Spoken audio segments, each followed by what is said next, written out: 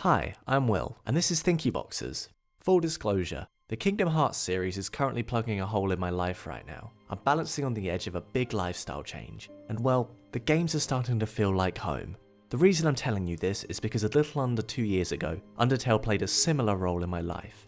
The more I think about them, despite the fact that one is a complex 7-game JRPG epic colliding the worlds of Disney and Final Fantasy, and the other is a 2D game about being nice to monsters, their connective DNA feels inescapable to me. They are 2 games centered and fortified by well-written friendships, humor, and heart. So, let's talk about loneliness. In Undertale, you're a small boy that tumbles into the underground realm of monsters. You're alone, defenseless, and jaundiced. On the other hand, Kingdom Hearts opens with main character Sora, surrounded by his best mates, dreaming of leaving their paradise island to explore different worlds. Soon after, you find yourself cast away in a foreign land. Sora is surrounded by strangers and has no allegiances to anyone but his friends, and yet, still, his whole character dossier is built on extending kindness and defending the defenseless. The critical difference between these games is that Undertale gives you the choice to be Sora, to go out of your way to befriend, comfort, and seek justice. Surrounded by monsters that hate your species, it's easy to push everyone away, but to do so would be detrimental. Undertale rewards you narratively for taking the pacifist route, to be the best version of yourself, to be the closest thing to Sora, and to fill the loneliness with meaning. Both Kingdom Hearts and Undertale convey this symbolism with their game design. The 2 games are renowned for their steep difficulty curves. Kingdom Hearts has some rock solid bosses, and as frustrated as I grew at them, it really cemented this idea that you're just a kid trying to defend your friends, just to make sure you're never alone again.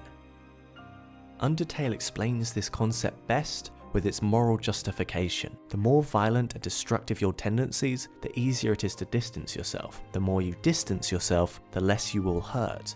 Admittedly, Undertale uses this moral to explain why killing monsters increases your HP, so far as the longer you live, the more pain you can cause. Kingdom Hearts doesn't offer a moral choice system, but the way the narrative unfolds is similar to Undertale's pacifist route. Choosing love is challenging, but both these games show that, both mechanically and personally, strength isn't determined by how many hits you can take. It's about how willing you are to get back up and keep fighting. My friends are my power. And then we haven't even got to the whole heart imagery thing, but, and it kills me to say this, I can't talk about it without spoiling both of these games. So, yeah, on to the next thing. In an interview with Killscreen, writer, designer and composer Toby Fox gushed about Earthbound, a game that clearly influenced a lot of Undertale.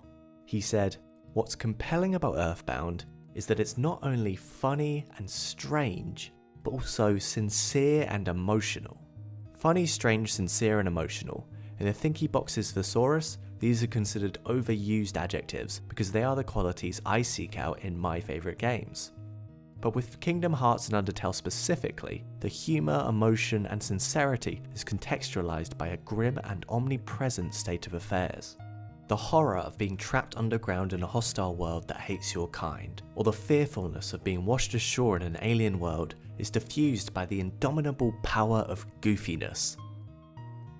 The worlds of Kingdom Hearts and Undertale are frightening, and humour is used as a means of maintaining optimism, of stirring determination in the player.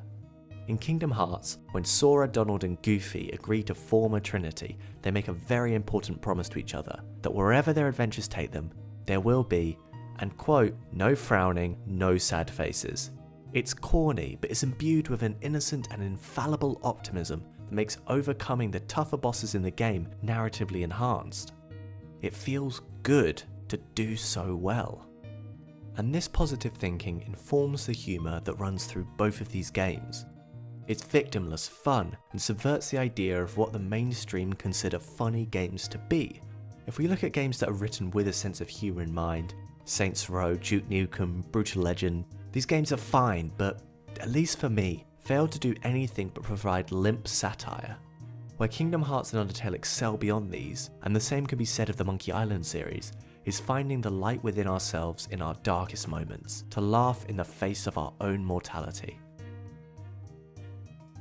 Undertale draws you close to its secrets with an unassuming atmosphere of friendliness, demonstrated by the character design and music. As it slowly drips a glaze of sinisterism over the story, humour works as a purifier, even up until the final moments of the game. Likewise, the presence of Goofy, Donald, and an array of Disney characters soothe the aching presence of the apocalypse in Kingdom Hearts.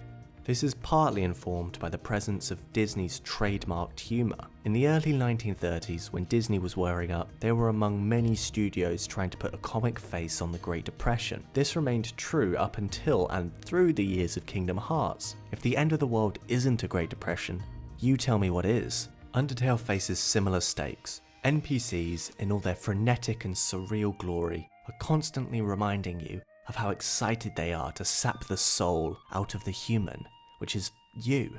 These worlds of the underground and the end of the world are not welcoming places, especially when you're alone. But these games teach that wielding a determined spirit, an open heart, and a good sense of humour, there's very little that can best you.